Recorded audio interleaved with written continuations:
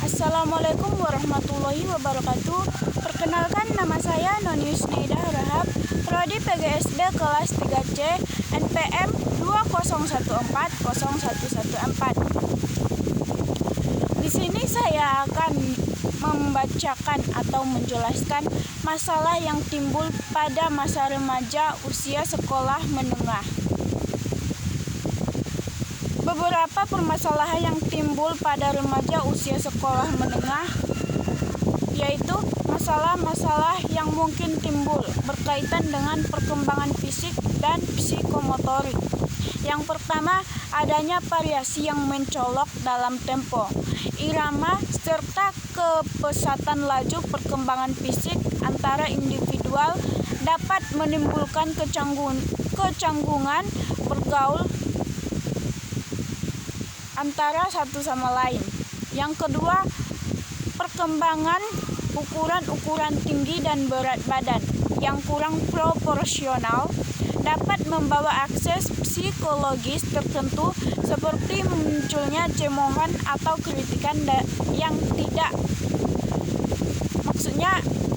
tidak enak untuk didengar. Yang ketiga, perubahan suara dan peristiwa menstruasi atau kedewasaan dapat menimbulkan gejala emosional tertentu seperti perasaan malu atau merasa canggung antara satu sama lain. Yang keempat, matangnya organ reproduksi membutuhkan pemuasan biologis. Jika tidak terbimbing oleh norma-norma, dapat mendorong remaja melakukan masturbasi, homoseksual, atau mencoba heteroseksual. Masalah-masalah yang mungkin timbul berkenaan dengan perkembangan bahasa dan tingkah laku atau perilaku. Yang pertama, bagi individu tertentu, mempelajari bahasa asing bukanlah merupakan hal yang sangat menyenangkan.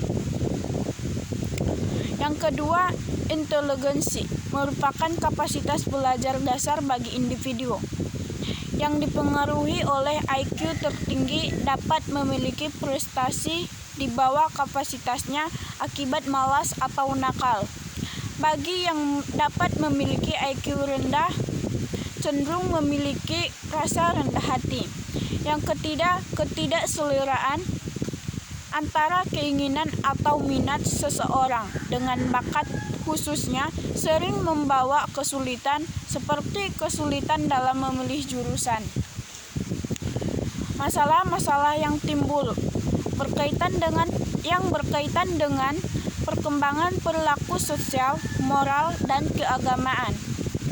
Yang pertama yaitu keterkaitan hidup dalam dalam geng atau kelompok sosial atau kelompok remaja yang tidak terbimbing mudah menimbulkan kenakalan remaja dan akan menimbulkan ketidaksukaan atau tawuran antar sekolah, dan bentuk-bentuk antisosial lainnya akan terjadi jika tidak secepatnya dibasmi.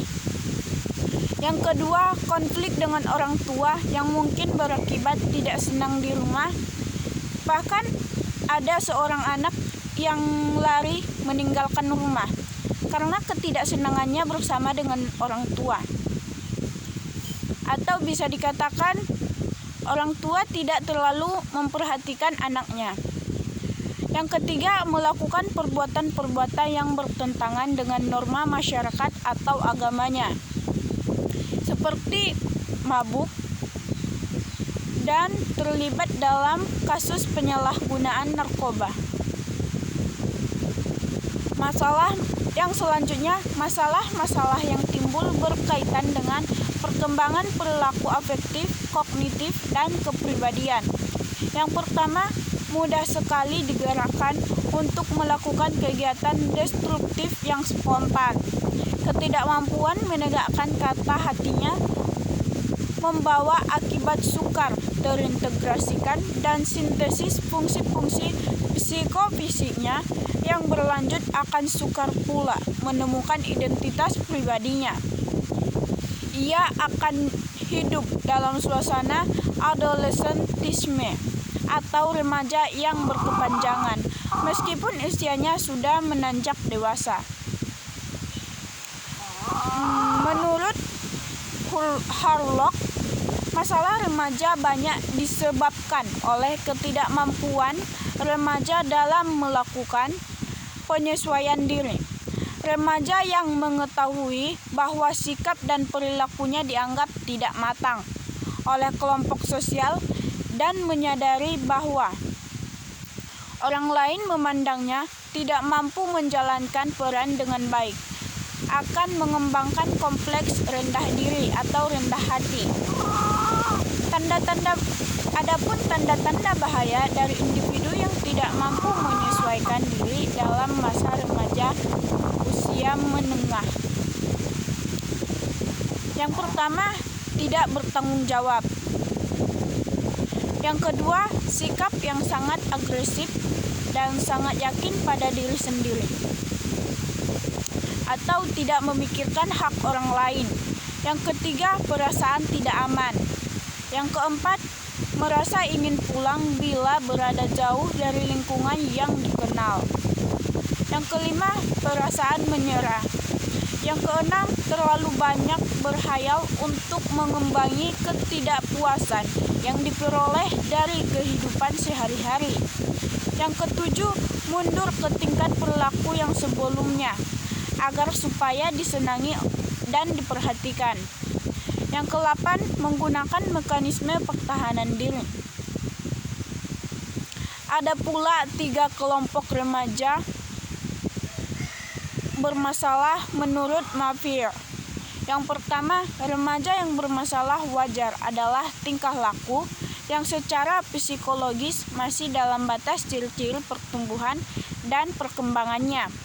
Dan yang kedua, masalah bertaraf sedang adalah masih sama seperti remaja yang bermasalah wajar, timbul karena ketidakmampuan remaja menyesuaikan diri dengan perubahan yang terjadi pada perkembangannya dan adanya tekanan dari lingkungan sosial atau lingkungan keluarga.